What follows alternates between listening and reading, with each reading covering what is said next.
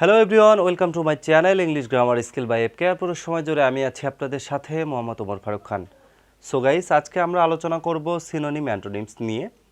যারা HSC second ইয়ারের student আছেন অথবা অ্যাডমিশন টেস্টের স্টুডেন্ট আছেন, তাদের জন্য আজকের ক্লাসটি অত্যন্ত গুরুত্বপূর্ণ হতে যাচ্ছে। কেননা আমরা এইচএসসিতে ইংলিশ সেকেন্ড পেপারে 11 নম্বর অপশনে কিন্তু পেয়ে যাই সিনোনিম অ্যান্টোনিমস, অ্যান্ড অ্যাডমিশন টেস্টের ক্ষেত্রে সিনোনিম অ্যান্টোনিমসের ব্যবহারটা অবশ্যই পরিলক্ষিত এবং সবসময় এসেই থাকে।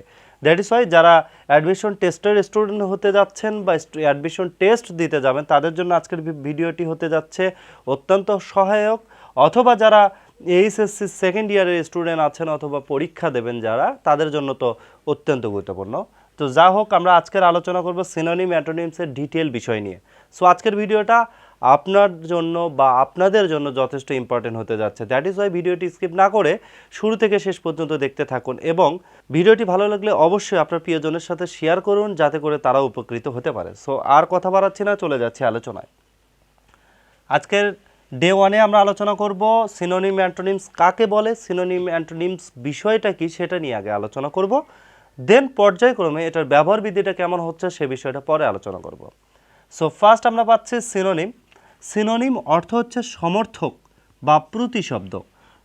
দ্যাটস মিন এই কথাটার অর্থ দাঁড়ালো, সিনোনিম যে ওয়ার্ডটি থাকলো বা যে শব্দটা থাকলো, সেটা যে অর্থে ব্যবহৃত হচ্ছে বা যে অর্থ প্রকাশ করছে, সেটার আরও অনেক ওয়ার্ড থাকতে পারে যেগুলো সেম একই অর্থ প্রকাশ করে থাকে। যেমন আমরা সিনোনিমের অর্থ পাচ্ছি সমর্থক বা প্রতিশব্দ, যার সংজ্ঞাটা এইভাবে দিতে পারছি, একই শব্দের প্রায় সমরূপ, মানে একই ধরনের সমরূপ অর্থ প্রকাশ করে এমন ভিন্ন শব্দকে সিনোনিম বলে। অর্থাৎ অর্থটা একই প্রকাশ করলেও তারা গঠনগত দিক থেকে আলাদা, এরকম বিষয় যদি হয় সেক্ষেত্রে আমরা বলবো হচ্ছে তাকে সিনোনিম বলবো। যদি আমরা একটু সংজ্ঞাটার সাথে বোঝার স্বার্থে বিষয়টাকে বোঝাই, তাহলে কেমন দাঁড়াচ্ছে অ্যাবেল। অ্যাবেল অর্থ দক্ষ। এখানে দেখতে পাচ্ছেন এটা এক স্ট্রাকচারের বানান, আবার ক্লেভার কিন্তু আরেক স্ট্রাকচারের বানান। এই জন্য বলছি একই শব্দের সমরূপ অর্থ প্রকাশ, মানে এই ওয়ার্ডটি যা অর্থ প্রকাশ করবে এই ওয়ার্ডটিও কিন্তু একই অর্থ প্রকাশ করবে, অর্থাৎ সমরূপ অর্থ প্রকাশ করে এমন ভিন্ন শব্দকে, কিন্তু ভিন্ন শব্দ। অ্যাবেল আরেকটা শব্দ, ক্লেভার কিন্তু আরেকটি শব্দ। সো দুইটা আলাদা আলাদা শব্দ কিন্তু অর্থ কিন্তু একই প্রকাশ করছে, তখন আমরা সেটাকে বলবো হচ্ছে সিনোনিম। সো আমরা এখানে দেখবো অ্যাবেল। অ্যাবেল অর্থ দক্ষ, ক্লেভার অর্থ চালাক, দ্যাটস মিন দক্ষের মধ্যেই পড়ছে। অথবা আমরা বলতে পারছি ট্যালেন্টেড। ট্যালেন্টেড অর্থ দক্ষ অর্থেই ব্যবহার হচ্ছে। কম্পিটেন্ট। কম্পিটেন্ট অর্থ দক্ষ অর্থেই ব্যবহার হচ্ছে। ক্যাপাবেল সামর্থ্যবান, এটাও দক্ষ অর্থেই ব্যবহার হচ্ছে, অ্যান্ড ইটিসি। সো অ্যাবেল শব্দটার সাথে আমরা এগুলোর প্রতিটা ওয়ার্ডের কিন্তু সমরূপ অর্থ পাইলেও অর্থগুলো বা হচ্ছে শব্দগুলো কিন্তু ভিন্ন ভিন্ন। সো সিনোনিম তাকেই বলে যেটা সমর্থক শব্দ বা প্রতিশব্দ একই অর্থ প্রকাশ করলেও আলাদা আলাদা শব্দ। সো তখন আমরা সেটাকে বলবো হচ্ছে সিনোনিম। অথবা অ্যাডভার্সারি। অ্যাডভার্সারি অর্থ শত্রু, বিপক্ষ, প্রতিদ্বন্দ্বী। সো আমরা অ্যাডভার্সারি কথাটার অর্থ পাচ্ছি শত্রু হচ্ছে, বিপক্ষ হচ্ছে, প্রতিদ্বন্দ্বী হচ্ছে, অর্থাৎ প্রতিটা বিষয় কিন্তু একই অর্থ প্রকাশ করছে। সো এখানে আমরা প্রতিশব্দ পাচ্ছি হচ্ছে ইনেমি। ইনেমি অর্থ শত্রু। অপোনেন্ট। অপোনেন্ট অর্থ প্রতিপক্ষ, ভাইরাল, ইটিসি। সো এই ওয়ার্ডগুলোকে আমরা অ্যাডভার্সারির প্রতিশব্দ হিসেবে বা সিনোনিম হিসেবে ব্যবহার করতে পারছি।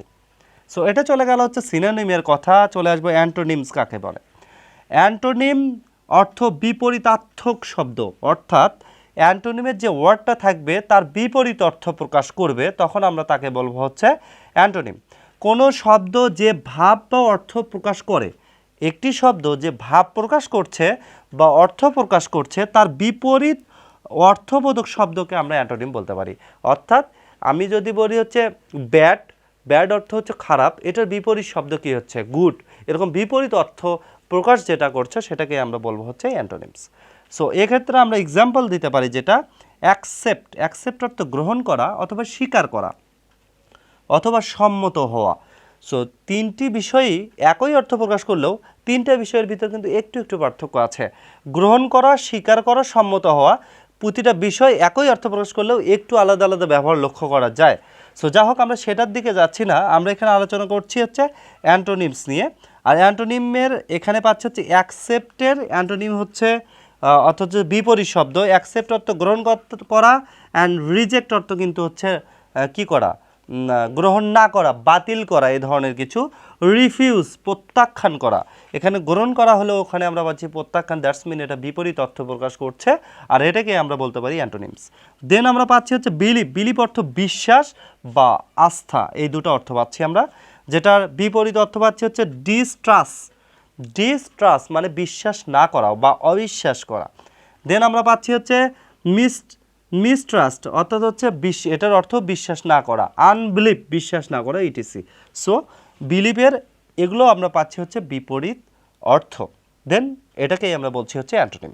সো অ্যান্টোনিম কাকে বলছে? কোনো শব্দ যে ভাব বা অর্থ প্রকাশ করে তার বিপরীত অর্থবোধক শব্দকে আমরা অ্যান্টোনিম বলতে পারি। এবং সিনোনিম কাকে বলছি? একই শব্দের প্রায় সমরূপ অর্থ প্রকাশ করে এমন ভিন্ন শব্দকে আমরা বলতে পারি হচ্ছে সিনোনিম। এখানেও কিন্তু ভিন্ন শব্দই আছে, কিন্তু একই অর্থ প্রকাশ না করে এরা বিপরীত অর্থ প্রকাশ করছে। সো আমরা আরও একটু উদাহরণ দিয়ে যদি দেখি বিষয়টা, তাহলে কেমন করে দেখতে পারি ওয়ার্ড। সো এখানে পাচ্ছি আমরা অ্যাবসেন্ট। অ্যাবসেন্ট কথাটার সাথে আমরা সকলেই প্রায় পরিচিত। সো অ্যাবসেন্ট অর্থ অনুপস্থিত, অমনোযোগী। অনুপস্থিত এক জিনিস, অমনোযোগী কিন্তু আরেক জিনিস। সো এই দুটো অর্থ প্রকাশ করছে হচ্ছে অ্যাবসেন্ট। যেখানে আমরা সিনোনিম পাচ্ছি নট প্রেজেন্ট, সমরূপ অর্থ। অ্যাবসেন্ট অর্থ অনুপস্থিত, সিনোনিম অর্থ কিন্তু নট প্রেজেন্ট অর্থাৎ অনুপস্থিত। ইনঅ্যাটেন্টিভ অমনোযোগী। তারপর হচ্ছে পাচ্ছি হচ্ছে ডিস্ট্রাক্টেড বিভ্রান্ত। সো এই অর্থগুলো কিন্তু সিনোনিম অর্থে অ্যাবসেন্টের সিনোনিম অর্থে আমরা ব্যবহার করতে পারছি। এখন যদি চলে যাই অ্যান্টোনিমস কি হচ্ছে অ্যাবসেন্টের। অ্যাবসেন্টের অ্যান্টোনিমস হচ্ছে প্রেজেন্ট, দেন হচ্ছে অ্যাবসেন্ট অর্থ অনুপস্থিত, আর প্রেজেন্ট অর্থ হচ্ছে উপস্থিত, অর্থাৎ বিপরীত অর্থ প্রকাশ করছে। অ্যাটেন্টিভ অ্যাওয়ার সচেতনভাবে দেখা বা সচেতনতা। তো এখানেও বা মনোযোগী হওয়া। সো অ্যাবসেন্টের বিপরীত অর্থ প্রকাশ কিন্তু করছে। দেন আমরা পাচ্ছি 2 নম্বরে পাচ্ছি অ্যাবিউজ। অ্যাবিউজ অর্থ হচ্ছে পাচ্ছি অপব্যবহার করা, গালাগালি দেয়া। সো অ্যাবিউজের অর্থ পাইলাম অপব্যবহার করা, গালাগালি দেওয়া। এটার এখন আমরা সিনোনিম দেখব। সিনোনিম অর্থ প্রতিশব্দটা কি হচ্ছে? Make a bad or wrong use of, অর্থাৎ মেক তৈরি করা, এ ব্যাড একটি খারাপ, ওয়ার্ড রং ইউজ অথবা ভুল ব্যবহারটা তৈরি করা, দ্যাটস মিন সেটাই আমরা পাচ্ছি হচ্ছে অ্যাবিউজ অথবা মিস ইউজ, যেটাকে আমরা অপব্যবহার বলতে পারি। দেন আমরা পাচ্ছি রিভেল গালিগালাজ করা, ইল ট্রিয়েট অর্থ হচ্ছে খারাপ ব্যবহার। সো অ্যাবিউজের এগুলো পাচ্ছি আমরা সিনোনিম। দেন পাচ্ছি হচ্ছে অ্যান্টোনিমস। অ্যান্টোনিমস হচ্ছে অনার সম্মান করা, অ্যান্ড রেসপেক্ট অথবা সম্মান করা, দুটোই একই অর্থে প্রকাশ করছে। সো গাইস, এটুকু ছিল হচ্ছে আমার শুরুর আলোচনা। ডে 1-এ আমরা যতটুকু সিনোনিম অ্যান্টোনিমস সম্পর্কে জানার জন্য যতটুকু আলোচনা করলাম সেইটুকু বিষয়। কারণ আমরা যখন সিনোনিম অ্যান্টোনিমসটা ব্যবহার করছি সেই বিষয়টি সম্পর্কেই জানি না। আমি অনেক ক্ষেত্রে একটি কথা বারবারই বলে থাকি যে আমরা গ্রামারটা কেন এত দুর্বল গ্রামারে, বা গ্রামারটা কেন পারি না। আমাকে সেন্টেন্স নিয়ে কাজ করতে বলা হচ্ছে, অথচ আমি সেন্টেন্স বিষয়টা কি এটাই জানি না। ফার্স্ট আমাকে ওই বিষয়টা সম্পর্কে ধারণা রাখতে হবে। আমি উদাহরণে যেমনটা বলি, যদি আপনাকে একটা মাটির ঢেলা দেওয়া যায় এবং বলা হয় এটা দিয়ে একটা ডল তৈরি করেন বা পুতুল তৈরি করেন, এখন বিষয়টা হচ্ছে আপনি পুতুলটা কেমন সেটাই জানেন না বা সেটা কখনোই দেখেননি, তাহলে ওই মাটিটা আপনার কাছে বা মাটির ঢেলাটা আপনার কাছে কিন্তু অনেকটাই অর্থহীন হয়ে পড়বে। অর্থাৎ আপনি যেটা দেখেননি সেটার উপর কাজ করাটা পসিবল না। সো এরকমও এখানেও বিষয়টা তাই। সিনোনিম অ্যান্টোনিমস বিষয়টা আমরা দ্যাটস মিন এতটুকু জানি যে হচ্ছে প্রতিশব্দ বা সমর্থক শব্দ, দেন সেটা আসলে মূল মিনিংটা কী অর্থে ব্যবহার হচ্ছে সে বিষয়টা কিন্তু আমরা জানি না। সো প্রিয় শিক্ষার্থী বন্ধুরা, একটি বিষয় আপনাদের সামনে অবশ্যই উপস্থাপন করা দরকার, কেননা আমরা ইউটিউবে অনেক ধরনের কন্টেন্ট পেয়ে যাচ্ছি সিনোনিম অ্যান্টোনিমসের ওপর, এবং সেখানে আমি যেটা দেখেছি সেটা হচ্ছে একটি ওয়ার্ডের সিনোনিম চাইলে সরাসরি সেখানে সিনোনিম লিখতে হবে, বা হচ্ছে অ্যান্টোনিমস চাইলে অ্যান্টোনিমস লিখতে হবে। এই বিষয়টা কিন্তু একবারে পুরোপুরি একটা রং ইনফরমেশন। আর আপনি যখন হচ্ছে সরাসরি সিনোনিম বা অ্যান্টোনিমসের যে ওয়ার্ডটি দিয়ে আছে সেটাই লিখছেন, আপনি কিন্তু 100% সেখানে ভুল হওয়ার সম্ভাবনা থেকে যাচ্ছে। কেননা আমি চাই না যে আপনি একটা ভুল ইনফরমেশন পান এবং হচ্ছে দেখা যায় হচ্ছে সোশ্যাল মিডিয়াটা এমন একটা মাধ্যমে পরিণত হয়েছে, আমি একটা কোনো প্রবলেম ক্রিয়েট হচ্ছে আমার, আমি সরাসরি সেই বিষয়টার উপর সার্চ করছি। যেহেতু ফোনটা হচ্ছে আমাদের হাতের মুঠোয় এসে গেছে, নেটটা হাতের মুঠোয় এসে গেছে, আমরা কিন্তু সহজসাধ্য বিষয় হিসেবে এটাকে মানে এই পদ্ধতিটাই কিন্তু অবলম্বন করে থাকি। সেক্ষেত্রে আমরা সহজেই সার্চ দিচ্ছি, সামনে একটা বিষয় পেয়ে যাচ্ছি এবং সেই বিষয়টাই কিন্তু অধ্যয়নরত অবস্থায় নিয়ে নিচ্ছি বা আমাদের মাথায় নিয়ে নিচ্ছি। সেক্ষেত্রে যেটা বিষয় দাঁড়ালো, এক্ষেত্রে আমরা অনেক ভুল ইনফরমেশনও পেয়ে থাকি।